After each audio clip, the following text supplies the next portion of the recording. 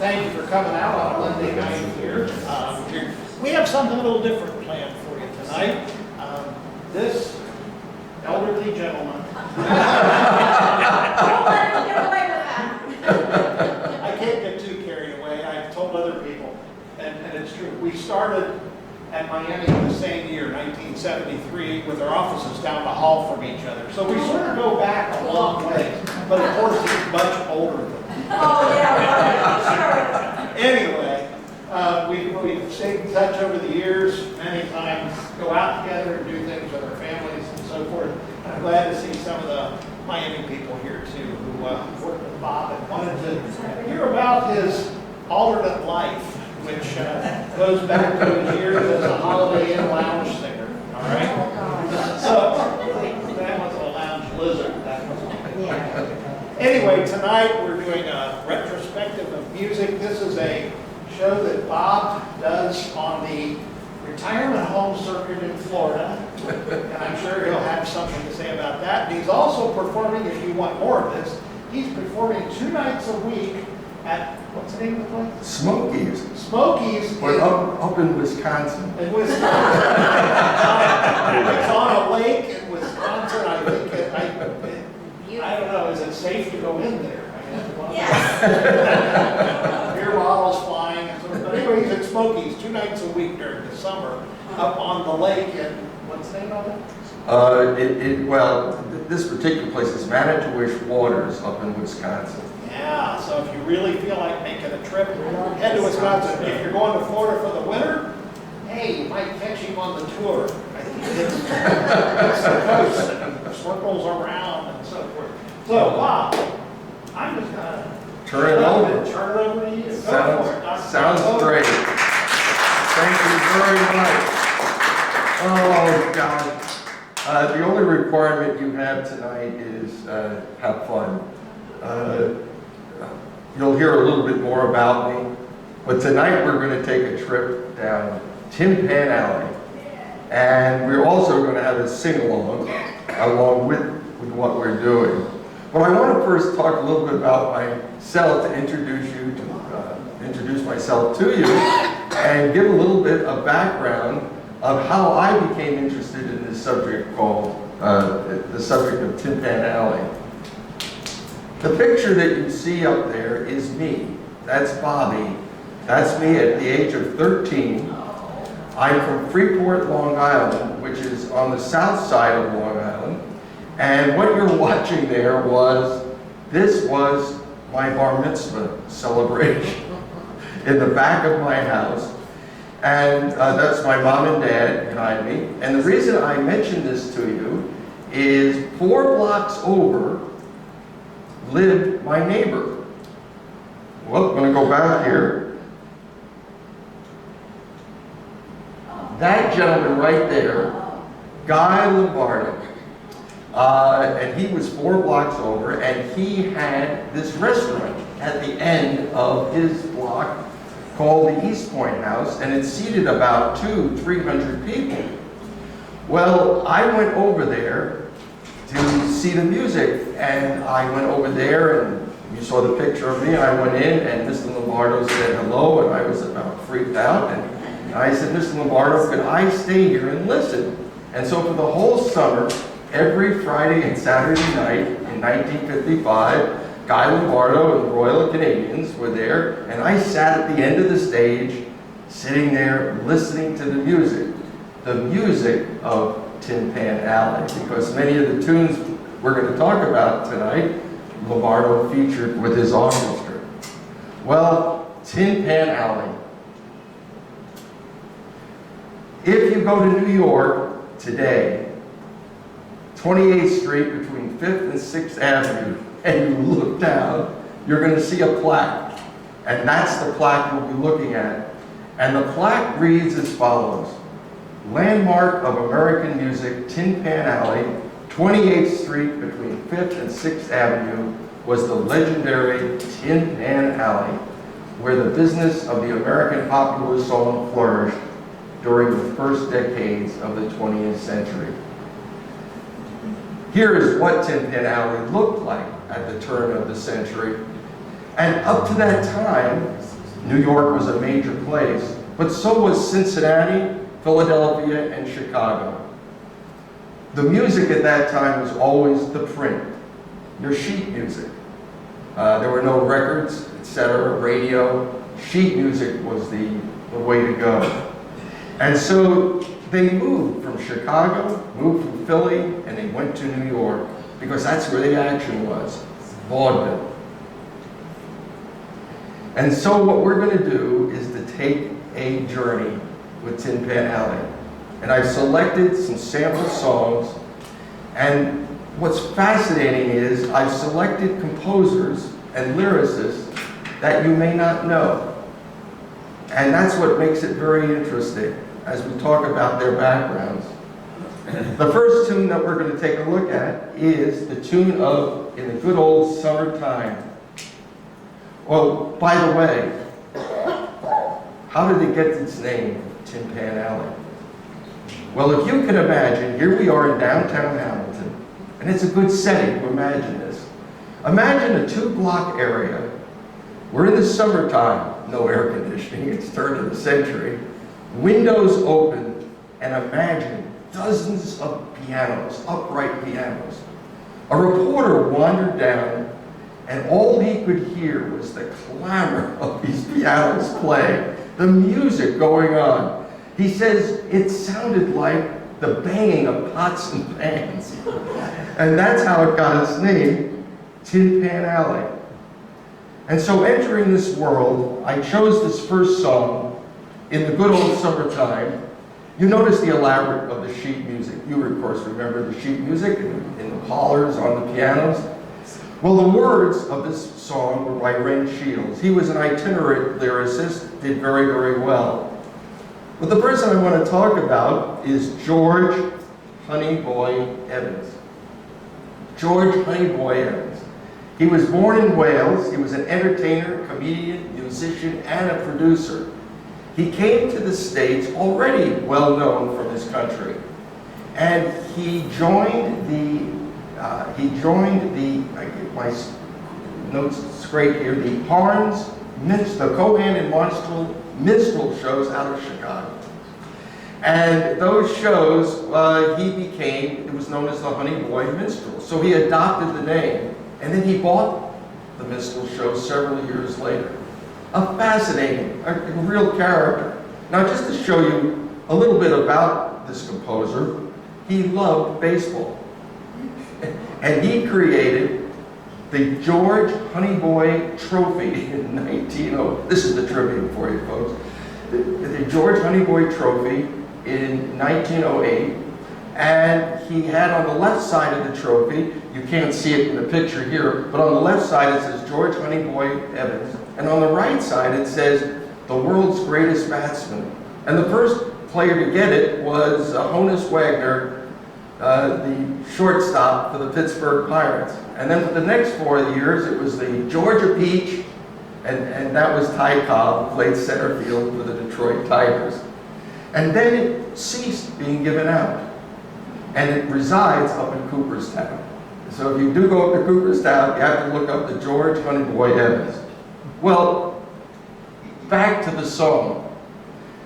Miss Blanche Ring, she comes into play for George Honeyboy because when he wrote In the Good Old Summertime, nobody wanted to publish it because they said it's a seasonal song and it isn't going to make it.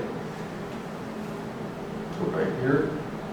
She was putting on a show called The Defender. In those days, vaudevilles were revues, so they needed music all the time. She loved In the Good Old Summertime, and she made it part of her show. Thousands of sheet music was sold.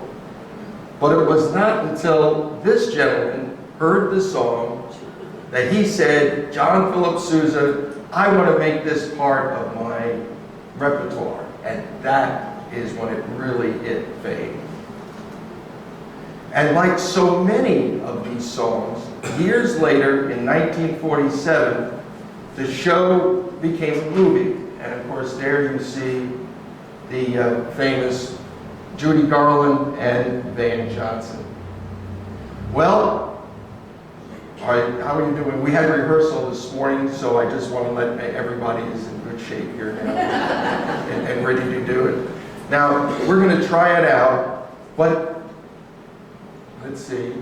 Whoop, John, I'm going to ask you to do something for me. Okay. I put on the wrong, my mentor and manager, Lenny Dave, is sitting in the back and says, well, this will happen.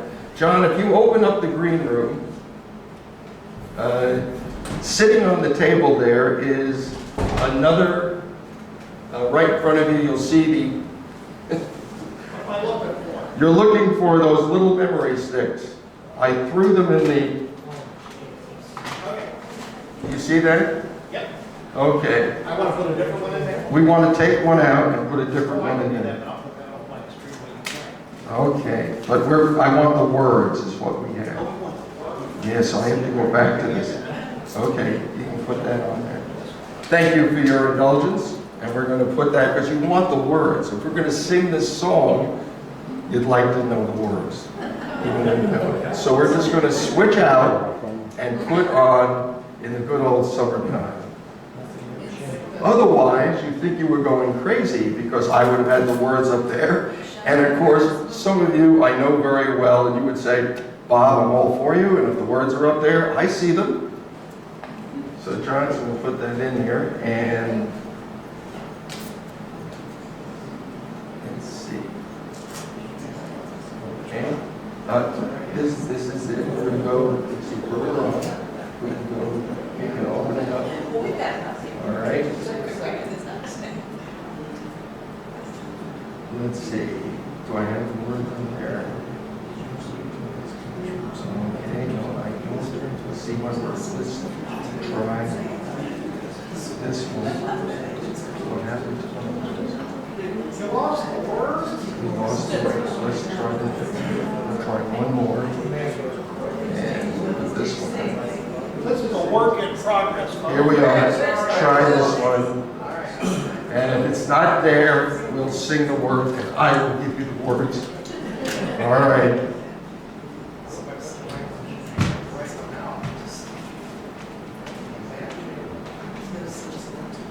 If you don't see any words, John, we'll just put it up and.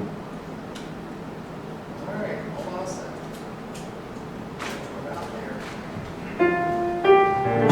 While we're just practicing, we'll just practice. It was in the good old summertime back in 1902, and on Tin Pan Alley, it was a good time to hear this song coming from the windows. And there's On this one.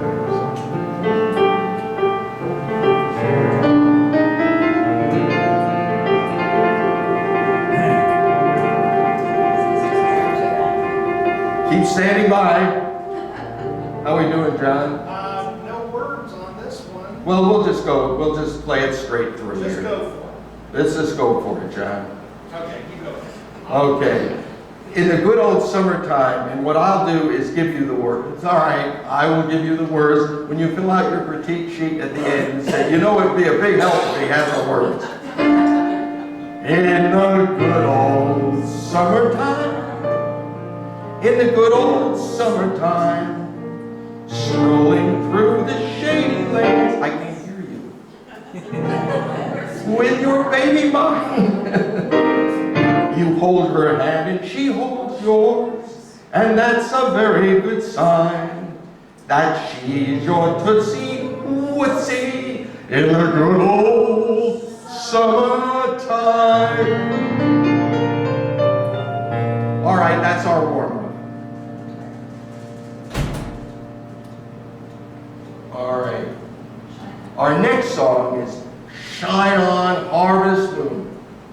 Now what you see there is Ruth Eddy, very, very famous, and the Ziegfeld Follies, which of course you've heard of, was an annual review, carnivorous for music. They had to have music. And so, hence, Tin Pan Alley was there. So Shine On Harvest Moon. The composer was Jack Norwood. The lyrics, Nora Bayes and Jack Norwood. What a team they were. Nora was born on your right in Joliet, Illinois, and she began her vaudeville career at the age of 18, which was really scandalous at that time. She became very, very famous, toured out to San Francisco, came back to New York. Jack Norworth, on your left, was born in Philadelphia in 1879. John Godfrey Naw was his proper name, and of course he changed it to Jack. His father was an organ builder and a choir director, very religious family. And when he indicated to his mom and dad, I want to go into show business, that was akin to joining the devil. So they encouraged Jack, or Godfrey, to get away. And so he joined the Merchant Marine and they went out to sea for a year, but it didn't cure him. He embarked on his showbiz career at the age of 20, went back to New York City, and it was there that he met Nora Bay, and they became a well-known song and dance. And they married in 1908. By the way, Nora ended up with 5 marriages. But this was her first marriage. And together in 1908, they composed Shine On, Harvest Moon. I'll give you a little introduction.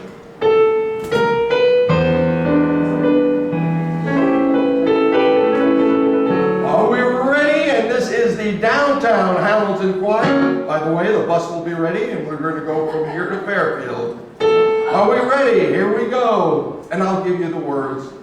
The first word goes, oh, shine on, harvest moon, up in the sky.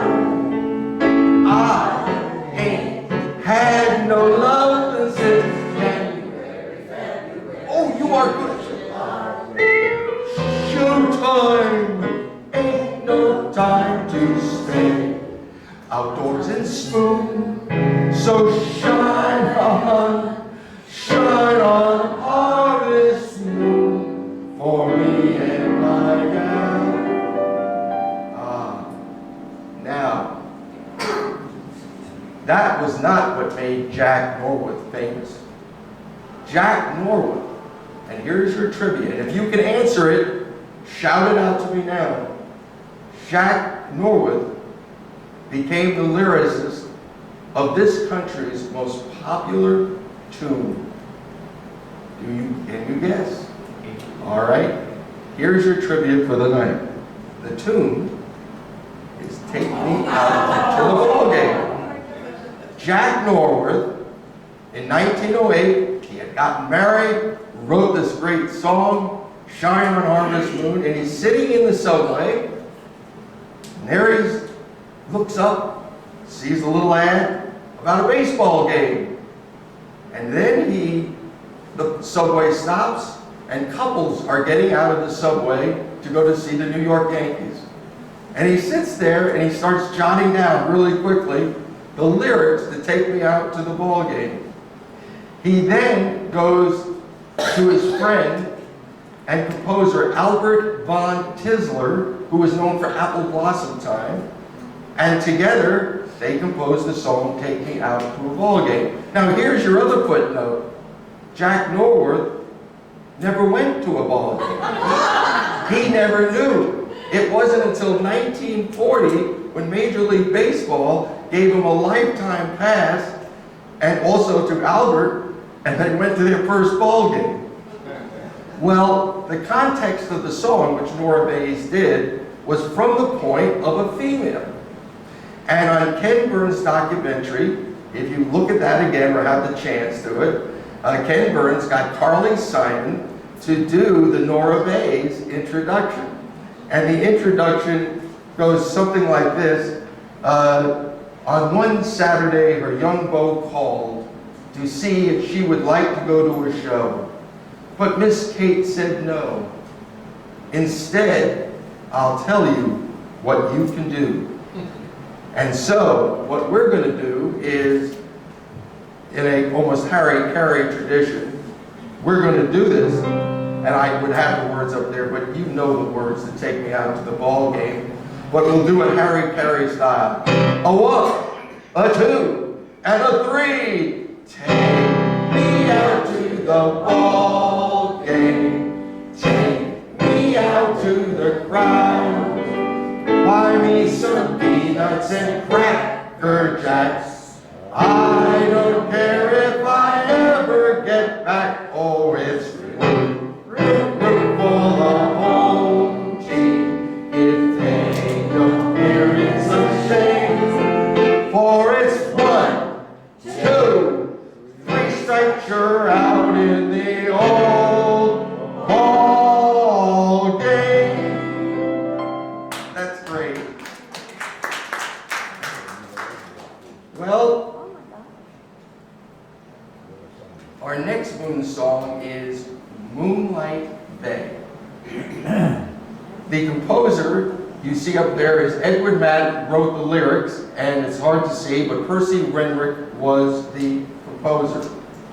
Percy Wenrick, Madden, let me get my notes right back here.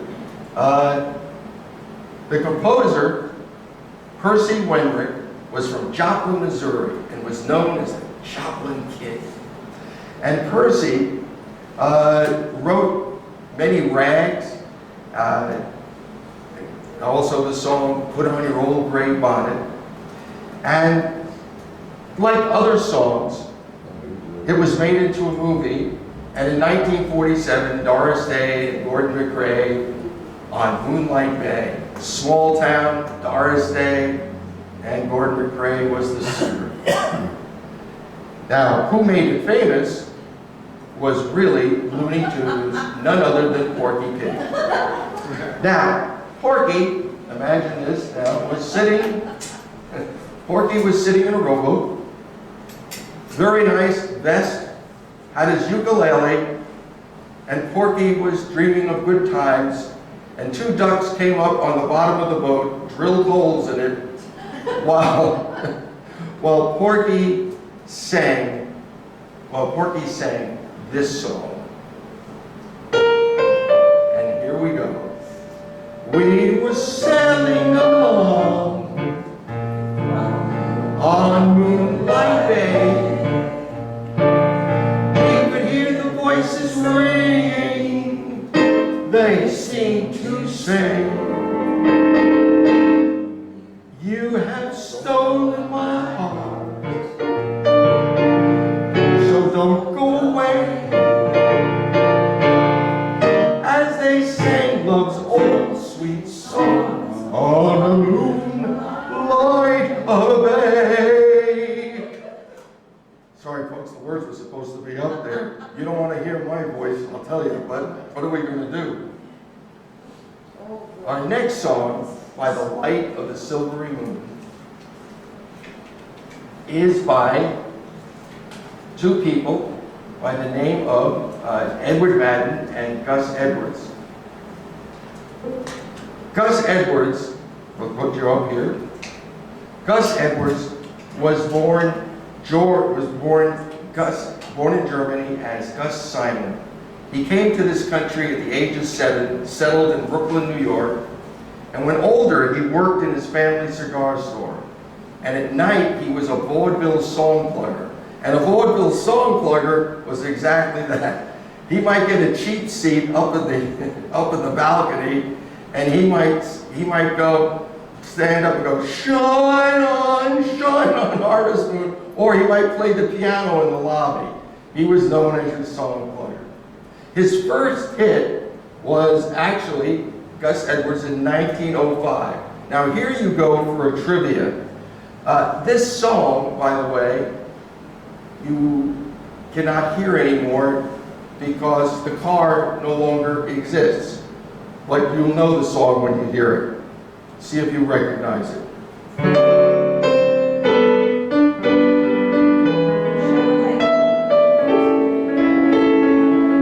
Sound familiar? No? Don't have it yet? The car's been gone a long time. Come away with me, Lucille, in my merry Oldsmobile. Now Now you see it sounds familiar. You want to hear trivia, the car's no longer, and what's going to happen? So Gus Edwards. Gus Edwards had an interesting career. He teamed up with John L. Sullivan. Here's the trivia of Tin Pan Alley in vaudeville. John L. Sullivan, of course, the great world championship champion heavyweight boxer. But he loved the public eye. And when John was done with doing what he did in his boxing, he formed his own vaudeville show, and Gus Edwards helped him write the music and do his thing. Again, people got to know each other in vaudeville. All those open windows, people talked and got together. It was made into another movie by the same Doris Day, Gordon McRae. This time he comes back from World War I and still loves Doris Day. And in fact, many of these composers, by the way, that started, went out to Hollywood and arranged the music that you saw in the movies. Well, with that, let's do By the Light of the Silvery Moon. And I'll give you the first thing. It goes, by the light of the silvery moon, I want to swoon.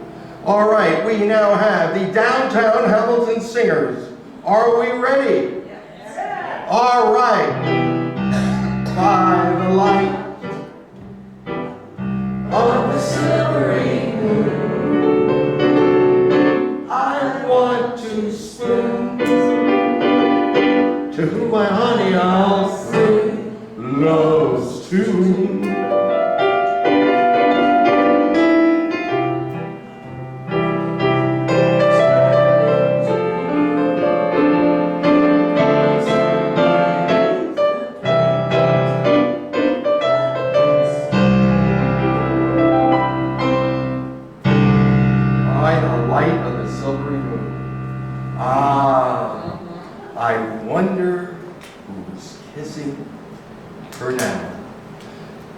We're doing all these romantic songs, so if you feel overcome, I will understand.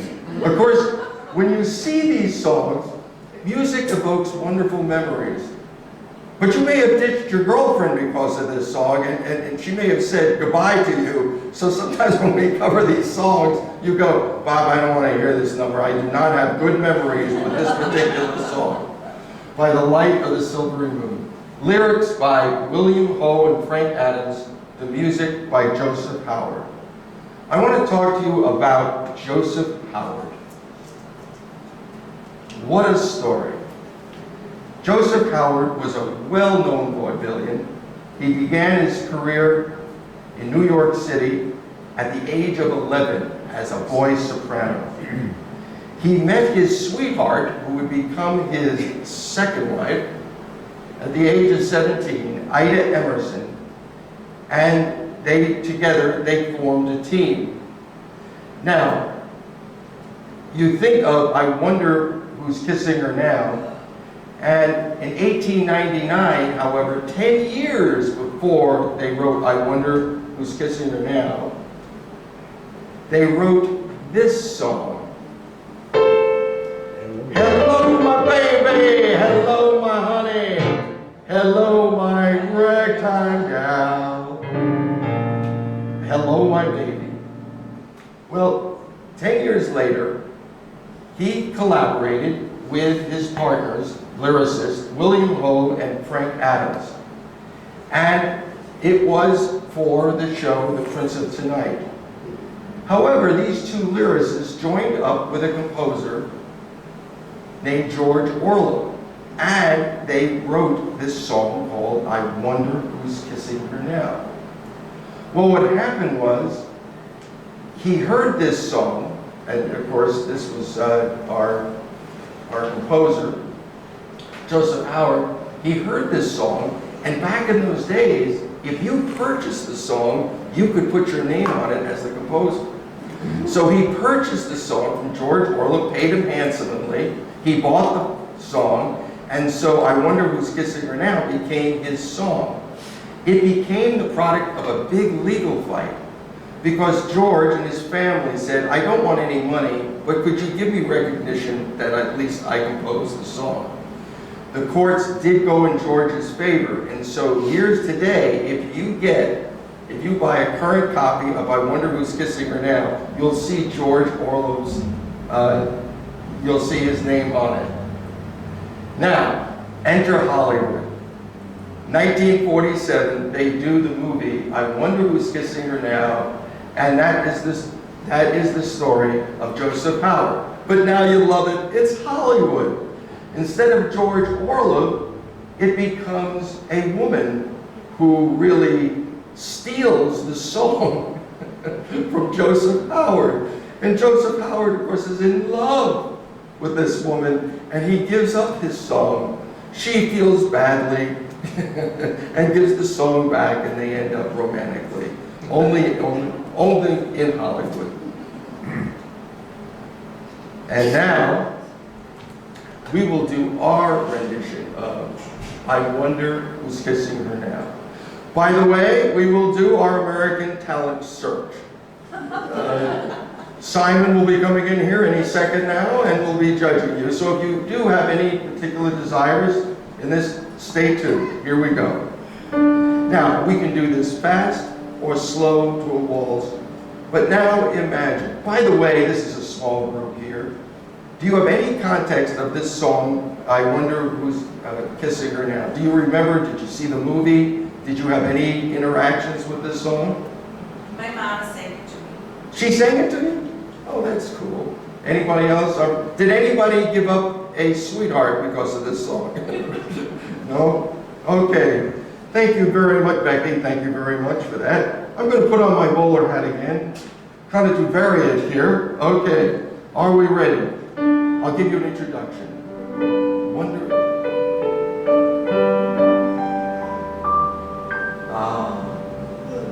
I was kissing her now.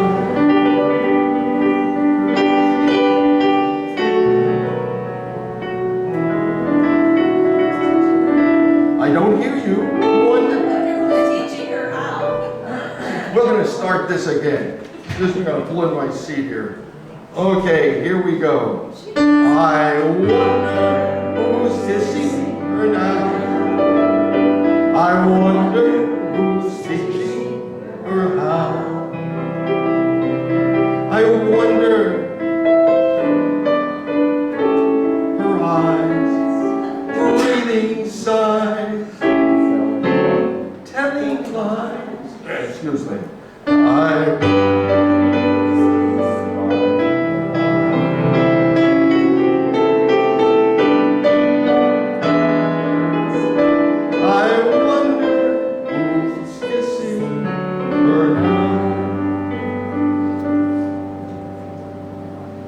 Let me call you sweetheart. I wanted to choose this song because of a wonderful, wonderful woman, of Beth Slater. What a story about Beth. Beth was born in Goodrich, Tennessee, moved to Nashville at a young age. Her father was a newspaper editor. I mention that because the love of language, and she and her sister just loved the English language. Beth had a prolific career. She wrote over 400 songs, short stories, poetry, just well known. In fact, here's one of her songs that she did a year later after Let Me Call You, well, a year before Let Me Call You Sweetheart. See if you recognize this song.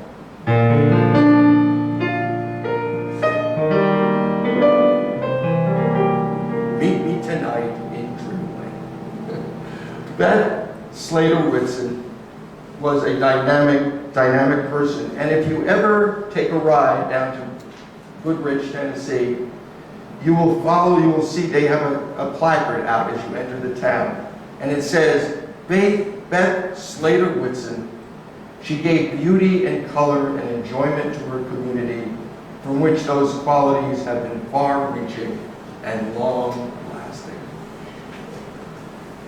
The song, let's hear, 16 years later, that's what happened with these songs. 16 years later, the song came back, and do you recall these gentlemen?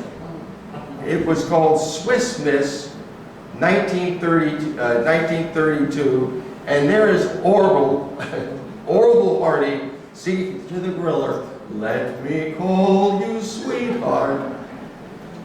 And none other than Alfalfa sang it in one of his comedies sessions. And now, does anybody have any memories of this song? Becky, you're our memory person. What memory do you have of this song? I just remember my mom. You remember it. Anybody else? "Let me call you sweetheart." In the bar that I grew up in. I'm truthful. Good that you sang that song. Jukebox. Oh, that's great. Here we In the go. bar. Are you ready? Let me call you sweetheart. I'm in love with you. Let me hear you whisper that you love me too. Keep the love light. You got it.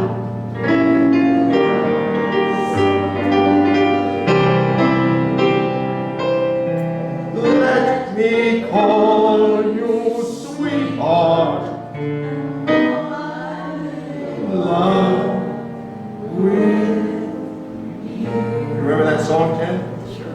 Well, there we go.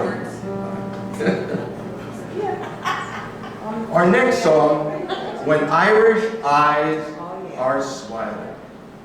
Now, what you see below is Ernest Ball, a tremendous musician and composer. But the person I want to talk about is Chauncey Alcott, because it was Chauncey who bought this song its fame. He had a show, the Isle of Dreams, and that's where he bought the show too. Chauncey Alcott was born in Buffalo, New York, and he spent his early years in the minstrel shows. He so wanted to become a tenor that he traveled to London. And there he was discovered by the songstress and actress Lillian Russell. And she put him as the leading tenor in the sentimental operas. His life story was told, John McCormick made him famous with his rendition of the tenor, even though Chauncey wanted to do it. Now, also making the song favorite was Duffy's Tavern. Had anybody heard of Duffy's Tavern at all? A radio show in the 40s and 50s. It was the background music. When Irish Eyes Are Smiling, they would come in, and what would happen is, you would then hear, "Hello, Duffy's Tavern, where the elite meet to eat, Archie speaking." This became, Norman Lear adopted this theme for All in the Family. It was from a British comedy, but he adopted Archie from Duffy's Tavern. But the song, the lead-in song, was "When Irish Eyes Are Smiling." Ah, the crooner Bing Crosby, who then, of course, made it famous. When Irish Eyes Are Smiling. Now, we all can become Irish here. It is fine. Oh, we're ready. You know when I did that? Do you remember in your music class when they took the little thing? Some of you are going to faint because you don't have good memories about that. But here we are, we're on two. By the way, for the men in the audience who have a bass voice, please stand up at the appropriate time and tighten your belt. Excuse me, because it goes high. Here we are. Can I hear the Irish voices, please? Very good. When Irish eyes.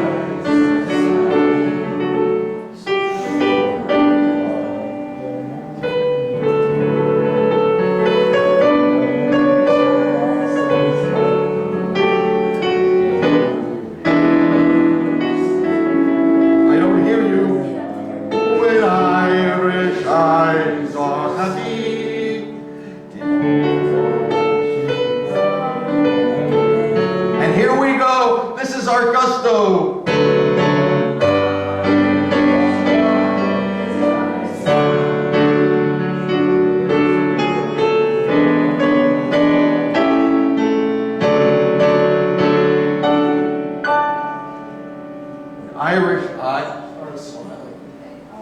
Ah, Peg of My Heart.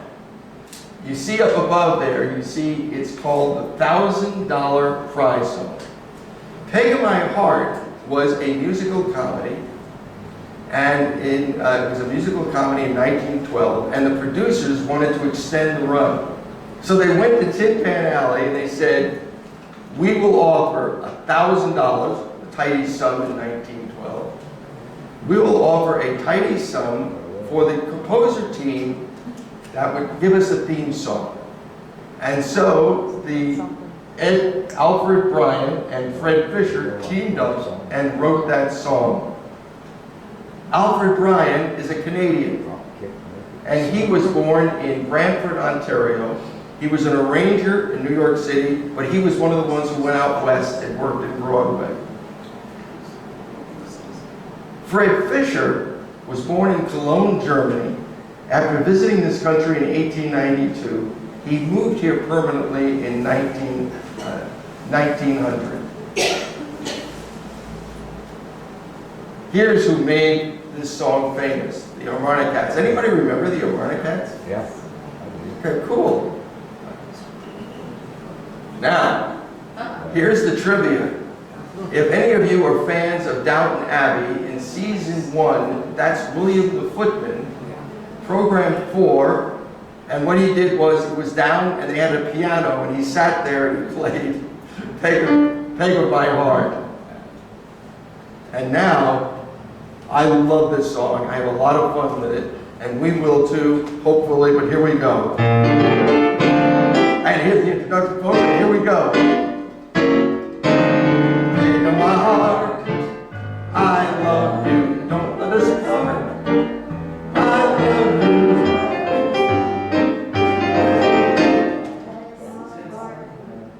Well, what you got anyway?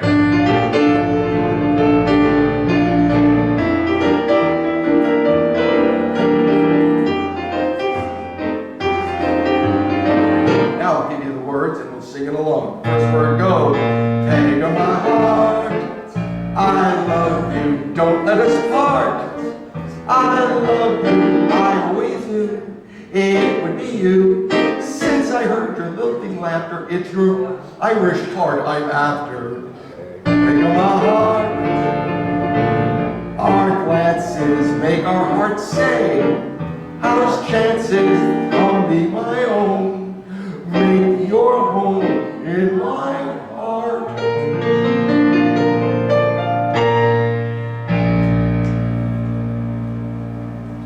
For me and my gal. This is a song that I call the one-hit wonder. Oh, by the way, before I went to this song, here is a point of trivia. Fred Fisher, who I showed you before, get back there. Right there. Fred Fisher was the composer of this well-known song, actually more famous than Peg of My Heart. See if you guess the name of this song.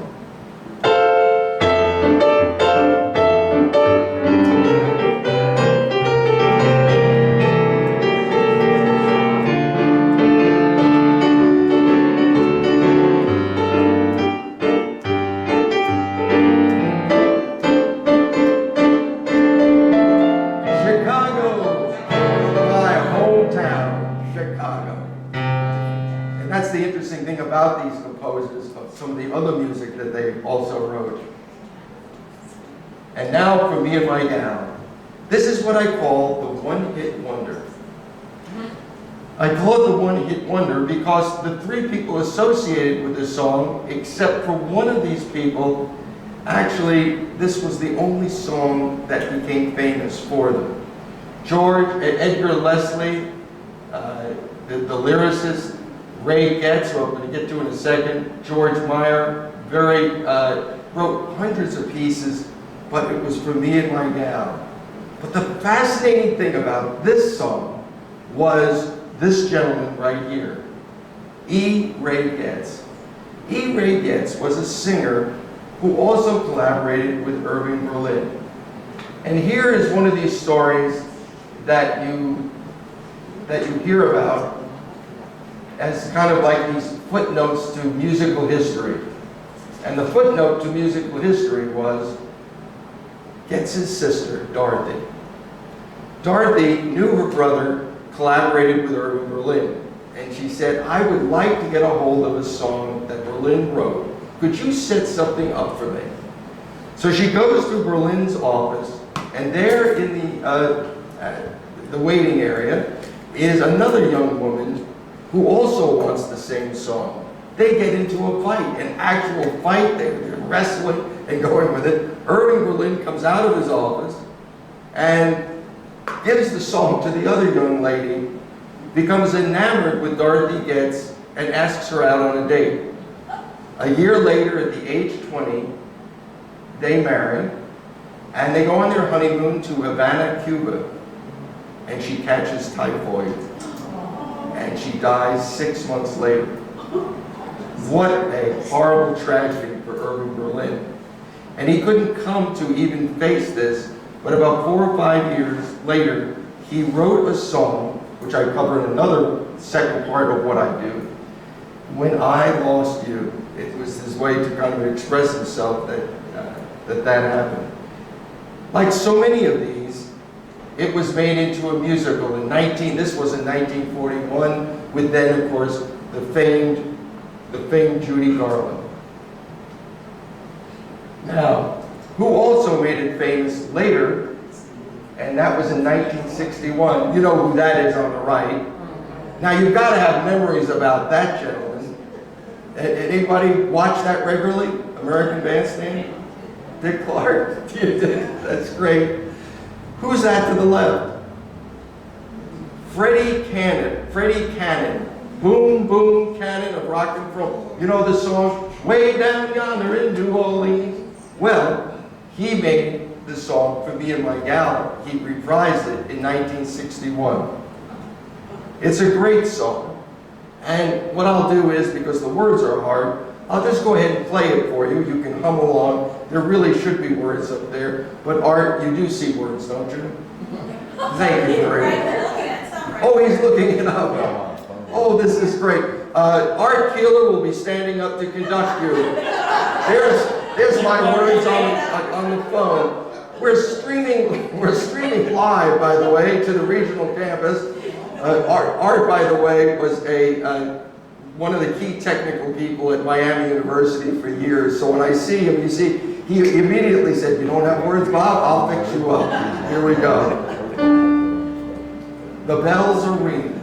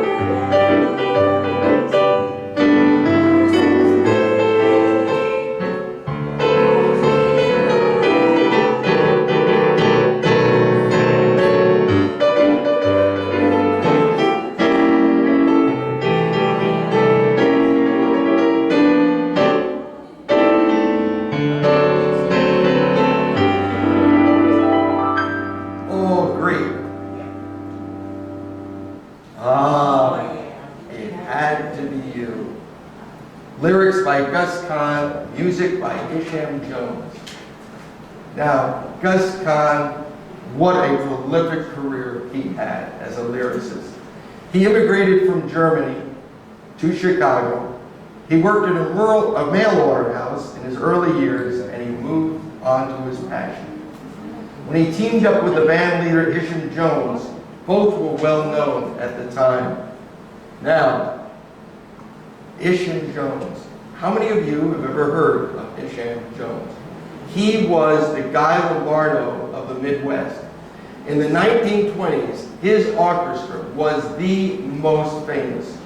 He was born in a small town in southeast Ohio, Colton, Ohio.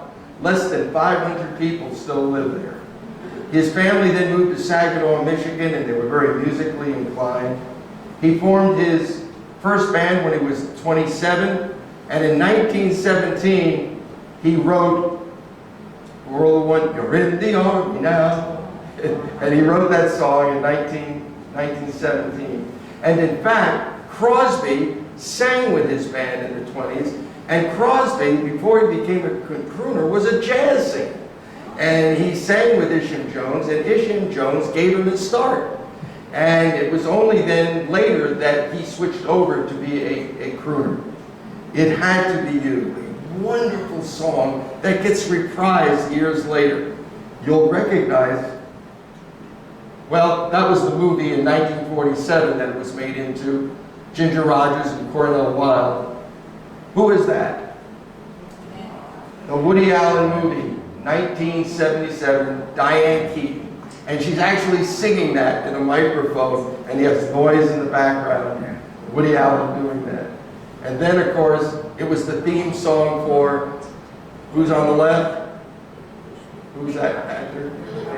Billy Crystal, and on the right, of course, Meg Ryan. Wonderful comedy, It Had to Be You. Most recently, last year, at his 90th birthday, Tony Bennett sang it with, of course, Carrie Underwood. It is a wonderful, wonderful song. And Art, are we ready? Here we go. He's ready.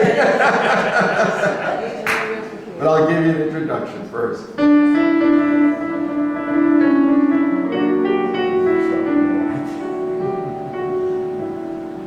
It had to be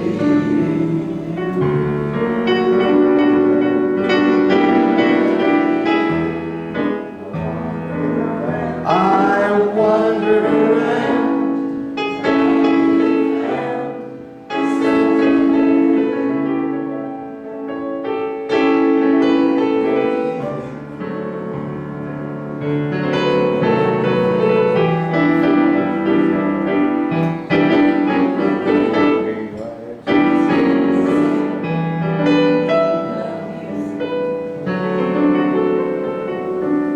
Some others I knew.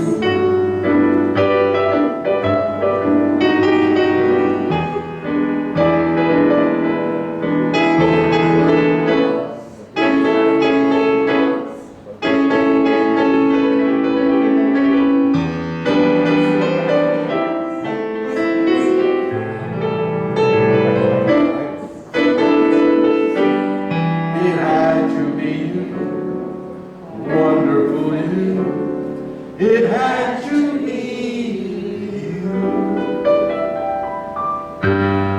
Great. This song has a history all unto itself. Carolina in the Morning. The composer, Gus Edwards, the lyricist, Walter Donaldson, the composer. But this song so typifies Tin Pan Alley.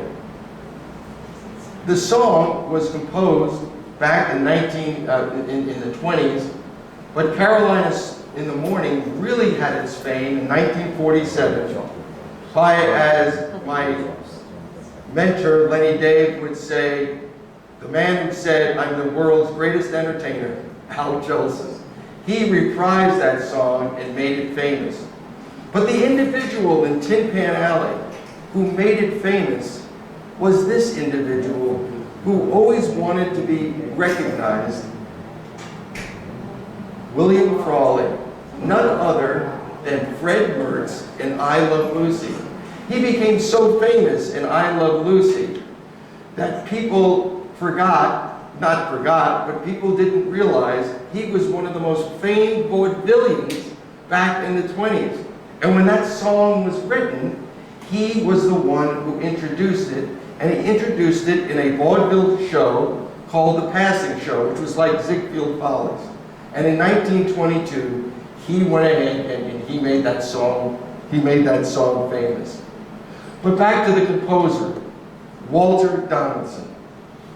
Walter Donaldson was a tremendous, he he really has the stature of a Gershwin and a Berlin, but he never reached the fame. And the reason why he didn't was the entertainers who sang his music became so famous, it obliterated who he was. And you'll hear, when you hear his music, well, like Caroline in the Morning, that was associated with Al Jolson. And I'll play a couple of his other tunes here in a little bit, and you'll kind of, you'll recognize who the entertainer was that those songs are associated with. Well, anyway, he was born in Brooklyn. He was the son of a piano teacher, and he wrote original music while he was in high school. He served in World War I, and it inspired him to compose and write this song, How You Gonna Keep Them Down on the Farm After They've Seen Paris. And Walter Donaldson, just a well-known person. What I'd like to do now is to his most famous, not his most famous song, but we're going to have fun with Caroline in the Morning. Oh, we're ready, here we go. Goodbye to let you be a Caroline in the morning.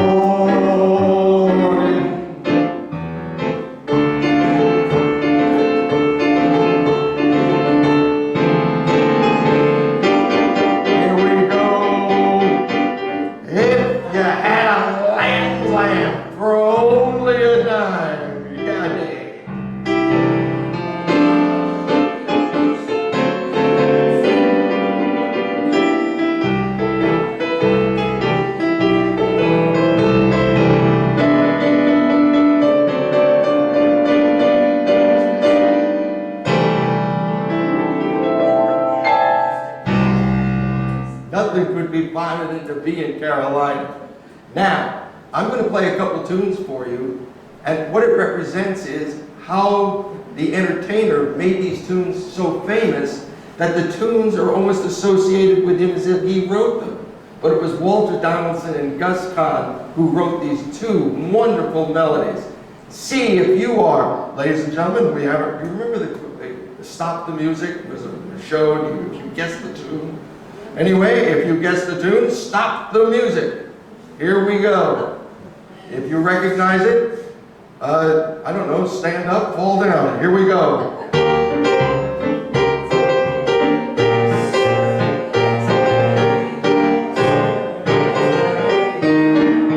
What's the name of the song, folks? That's my baby. Oh! Don't be baby. Yes, sir. That's my baby. And who sang that song? Here I made this boast about the thing. No, here we go. Eddie Cantor. So sweet. But now, this song you will associate with Cantor. And this song, in fact, this song is so pornographic, written in 1922, that it would have an RX rating. And this was, in our generation, this was a hot song. Okay, here we go.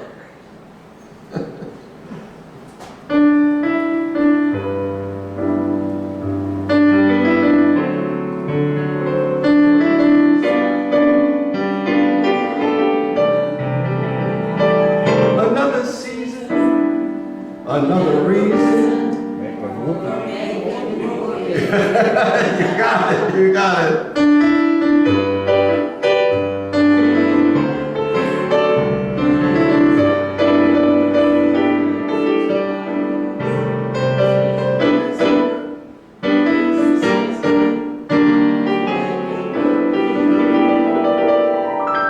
Making whoopee.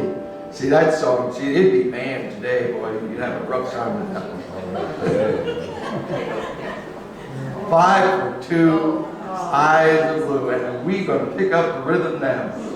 5'2", Eyes of Blue, written by another prolific, and when you hear the other songs that this person wrote, Ray Henderson, you'll see why I put him up with Irving Berlin.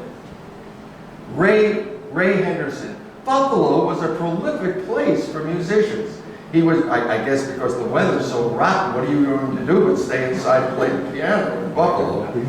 But he was born Raymond Prost, B-R-O-S-T, in Buffalo, and he went to the Chicago Conservatory of Music. He moved to New York City, and like so many others, he became an accompanist in song and dance on vaudeville. The song 5'2", Eyes of Blue was made famous by the California Ramblers. And I put them up there because 3 members of that band would go on to gain fame of their own. Red Nichols, the trumpet player, Jimmy Dorsey, and Tommy Dorsey. And of course, who made the song famous? My hero, Guy Lombardo and his Royal Canadians. Remember Mitch Miller in the 60s? This was a #1 song with Mitch. And of course, it then transferred to film. 1974, they now remade that movie, of course, with Leonardo DiCaprio a few years ago. But in 1974, do you remember the scene? They were out in this plush party out on Long Island, and the orchestra behind as Gatsby was really dancing with Mia Farrow, Robert Redford, and they played in the background 5'2", Eyes of Blue. And now we're going to do a couple renditions of this song, 5'2", Eyes of Blue. Here we go. Gotta give you an introduction.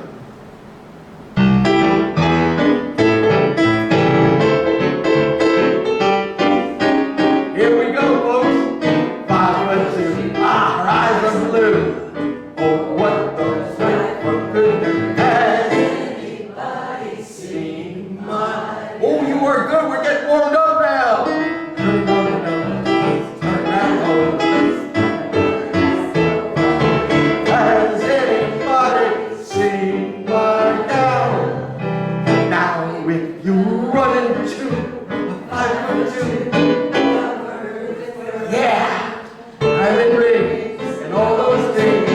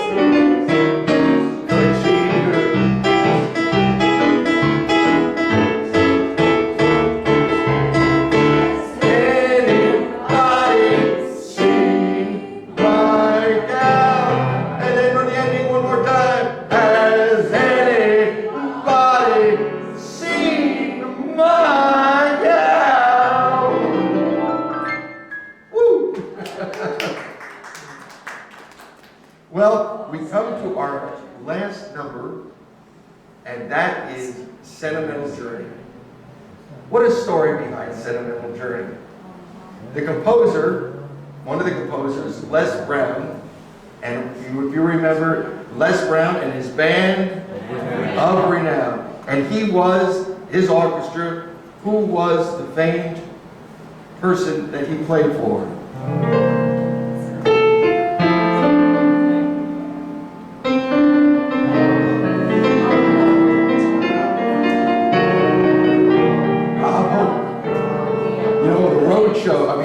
With the troops and everything that he went out with. But here is a thing of fate that gave this song its historic fame. The song was written in 1941, but Les Brown couldn't publish it because there was a writer's strike, and that a musician strike. And that musician strike didn't end until 1944.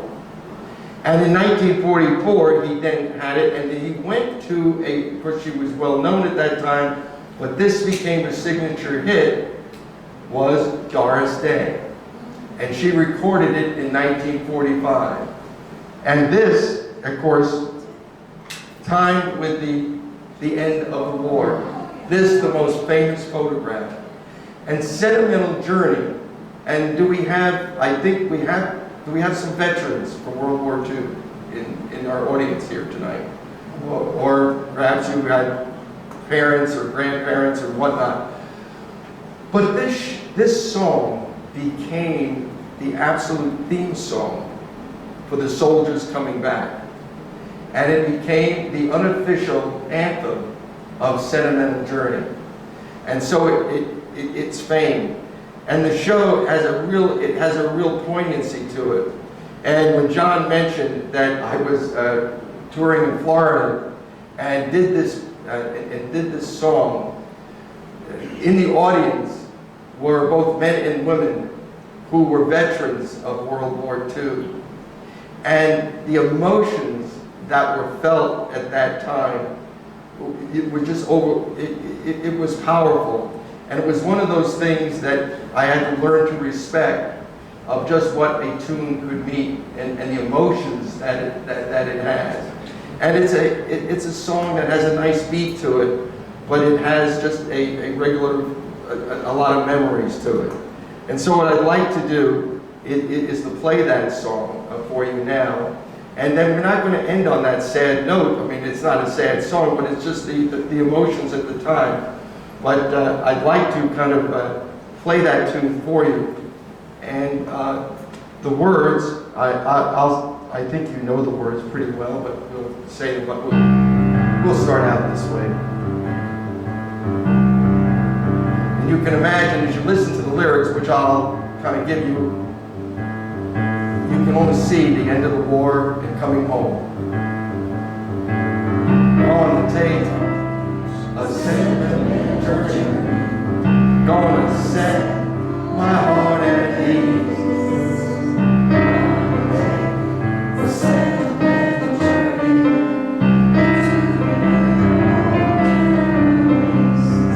Here's the second verse. Like a child in wild anticipation, final tear the caller.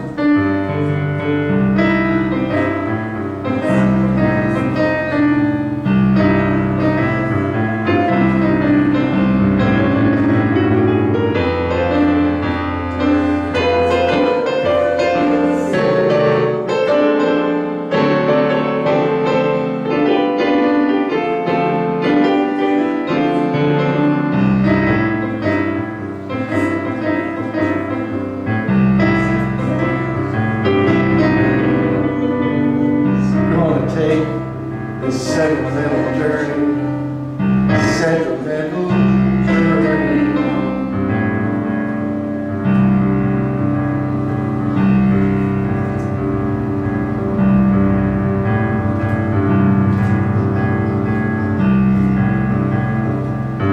I mentioned Ray Henderson and 5 with 2 Eyes of Blue. I forgot to play a couple of these songs, and I know we're kind of at the end here, but I just wanted to just have you guess what these songs are. But it shows you how prolific this gentleman Ray Henderson was, who wrote 5 for 2 Eyes of Blue. Here are some of his other songs.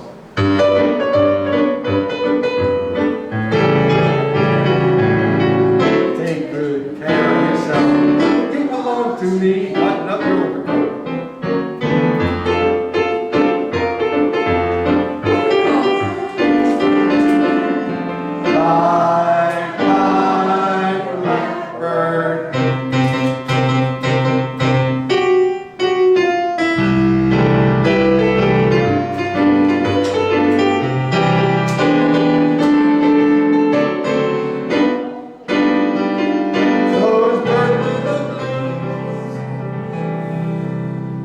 Well, that's the end of my part 1 of this. But in part 2, there are so many musicians, whether it's Kern, Berlin, or that famous entertainer, Fats Waller. I'm going to sit right down and write myself a letter. And then, of course, those famous songs, such as made famous by none other than Maurice Chevalier. Every little breeze whispers Louis. Something about poor little girl. Thank heaven for them all, no matter where, no matter who. Yes, famous entertainers. And that's really my part two, except the part two, there'll be words up on the screen. I want to thank you very much. This was a lot of fun to be here tonight. You've been really terrific. And to kind of send you out on a little happy note, this is one of my fun songs that I like to do. And you'll know it when you hear it. Hello, darling. Well, hello, Dolly. It's so nice to have you back where you belong. You're looking swell, Dolly, we can tell. Dolly, you're still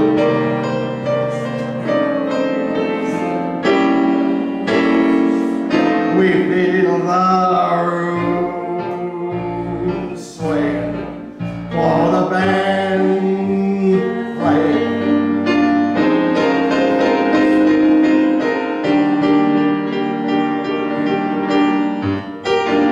I had fun with you here in the downtown Hamilton Center with you. I hope to see you again sometime. I hope to see you again sometime. Even without Dolly, but with our killer and his lyrics. Thank you. Thank you very much. That's great. As Jackie Gleason would go, and away we go. So what, how many minutes before you start part two? Absolutely. Oh, God. No, it was great. Any questions that you've got or anything while you're leaving, or anybody individually, or whatnot? I hope that you came away with some more insights about... We need to put our Hamilton composer. What's it? Johnny Black. Oh, absolutely. Good job.